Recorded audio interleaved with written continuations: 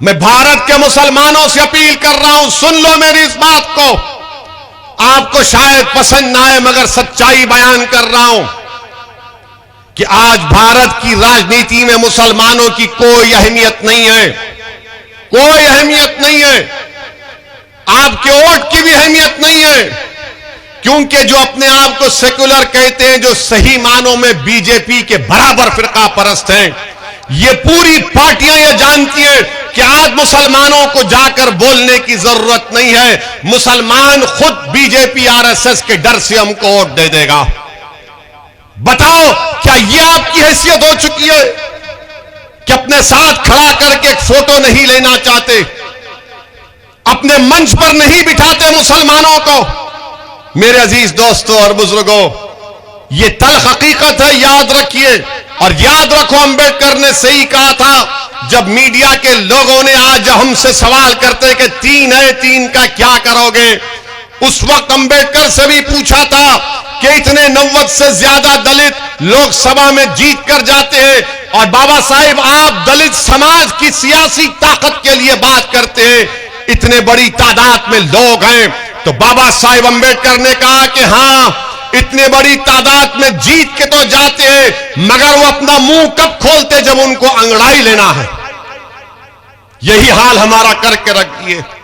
मैं इनकी दुनिया वालों की खुशी के लिए काम ना कभी किया ना करूंगा इंशाअल्लाह ताला। मेरा मकसद मुझे मालूम, मुझे जानता हूं कि भारत की जमहूरियत में, भारत की लोकशाही में जिस संविधान को बाबा साहिब अंबेडकर ने बनाया, और अंबेडकर ने मजलूमों को एक पैगाम दिया है कि चाहे वो मुसलमान हो, दलित हो, आदिवासी हो, गरीब हो, कमजोर हो, देखो संविधान तो मैंने तुमको दे दिया, मगर अगर बराबरी हासिल करना है, भाईचारगी हासिल करना है, इज्जत को हासिल करना है, तो तुमको सियासी ताकत को हासिल करना पड़ेगा। जब तक आप सियासी ताकत हासिल नहीं करेंगे कुछ नहीं होगा। और याद रखो, अंबेडकर ने सही कहा था जब मीडिया के लोगों ने आज हमसे सवाल करते कि 3 है, 3 का क्या करोगे। उस वक्त अंबेडकर से भी पूछा था कि इतने 90 से ज्यादा दलित लोकसभा में जीत कर जाते हैं और बाबा साहिब आप दलित समाज की सियासी ताकत के लिए बात करते हैं, इतने बड़ी तादाद में लोग हैं। तो बाबा साहिब अंबेडकर ने कहा कि हां, इतने बड़ी तादाद में जीत के तो जाते हैं, मगर वो अपना मुंह कब खोलते जब उनको अंगड़ाई लेना है। यही हाल हमारा करके रख दिए। अगर भारत में जमहूरियत है, लोकशाही है, संविधान है, मगर भारत की सियासत की एक तल्ख हकीकत मैं बता रहा हूं।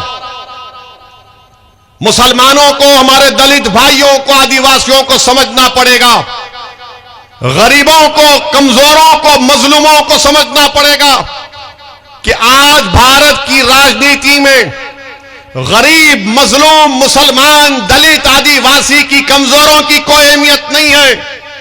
जिसके पास दौलत है वही तो एमएलए एमपी बन के जा रहा है, वही तो जीत कर जा रहा है। जब वो जीत कर जाता है तो क्या उसके दिल में गरीब की, कमजोर की मोहब्बत होगी? क्या उसके दिल में कमजोर को ताकतवर बनाने का इरादा होगा? क्या उसके दिल में जज्बा होगा कि मैं उन लोगों को जो नीचे, उनको उठाकर आसमानों पर खड़ा कर दूंगा? वो तो यही देखेगा कि मैं दौलत की ताकत पर जीत कर आया हूं, तो मैं अपनी ताकत को मजबूत करूंगा, उसमें इजाफा करूंगा। मैं भारत के मुसलमानों से अपील कर रहा हूं, सुन लो मेरी इस बात को।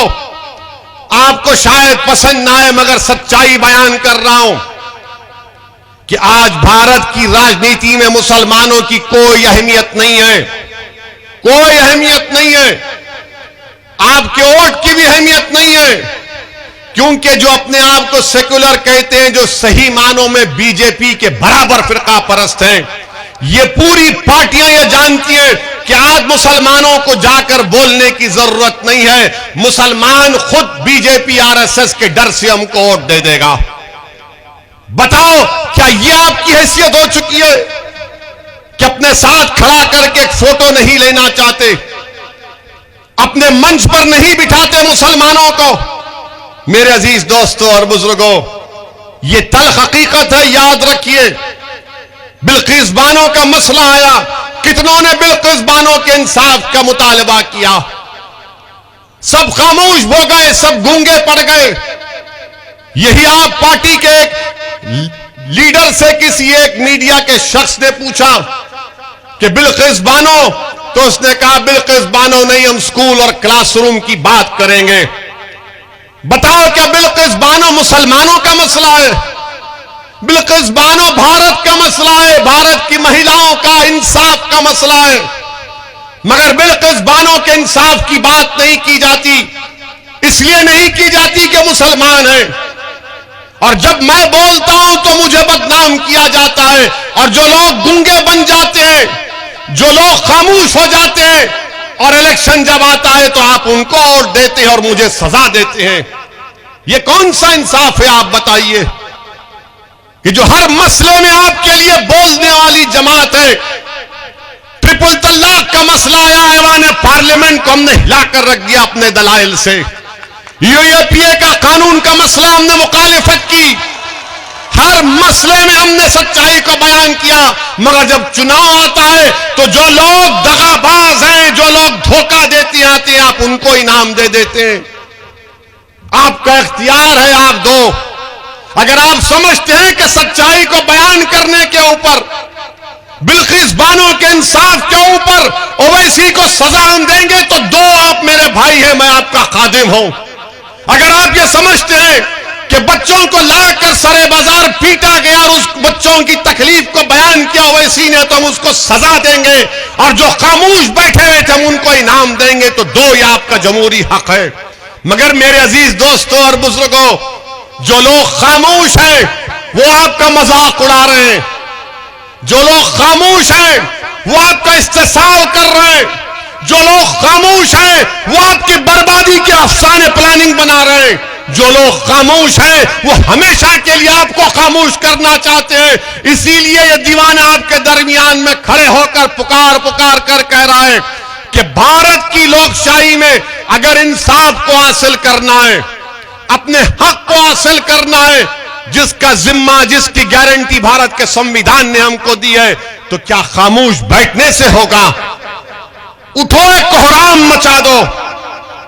मेरे अजीज दोस्तों और बुजुर्गों, यही बात मुझे आप तक कहना था कि आप अपने वोट की अहमियत को समझिए।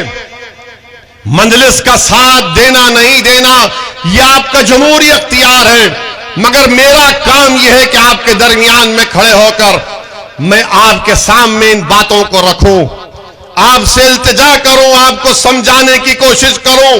मेरे अल्फाज में इतनी ताकत नहीं है, मैं गुनाहगार हूं कि आपके दिल को मोड़ सकूं, मगर मेरा ईमान यह कहता है, मेरा मानना यह है कि दिलों को मोड़ने वाला रब्बे कायनात है। अल्लाह ही आपके दिलों को मोड़ेगा इंशाअल्लाह ताला।